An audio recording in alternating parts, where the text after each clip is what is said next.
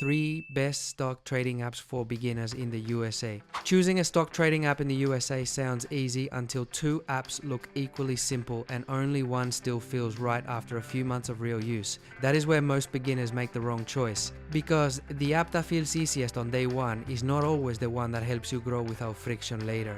The strongest beginner app usually wins on a harder balance. Simplicity first, but enough depth that you do not outgrow it too fast.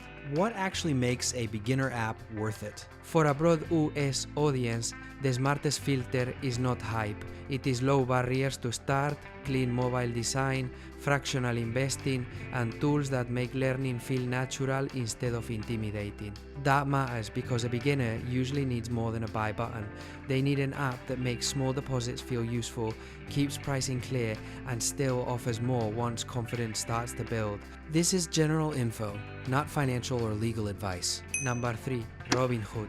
Robinhood takes the third spot because it still makes starting feel unusually easy. Forbes 2026 broker review names Robinhood its best broker for new investors, and NerdWallet still highlights it as the best choice for the easiest platform among beginner investment apps. That matters more than it sounds. When someone is nervous about their first trade, a smoother layout can be the difference between starting and procrastinating. Robinhood also keeps the entry barrier low with commission-free trading and a design that removes a lot of the old brokerage friction. It stays at number 3 for one honest reason. Once a beginner wants more research, more planning tools, and a stronger long-term investing feel, the next 2 apps usually start looking smarter. Number 2, Charles Schwab. Charles Schwab moves into second because it gives beginners something many apps do not, a smoother path from basic investing into more serious learning. Schwab offers stock slices, which lets users buy fractional shares from as little as $5, and it also gives clients access to thinkorswim tools at no extra platform charge. That is why Schwab becomes more impressive the longer you look at it. It does not just help you place a trade, it helps you understand what you are doing while still leaving room to grow into deeper tools later. Schwab also frames its stock platform around education, tools, and support for people who are new as well as more experienced. It misses first place because the best overall beginner app here feels slightly more balanced right from the start, especially for someone who wants low friction, small dollar investing, and a very strong mobile first setup in one place. Number 1, Fidelity. Fidelity takes the top spot because it closes the loop from the beginning.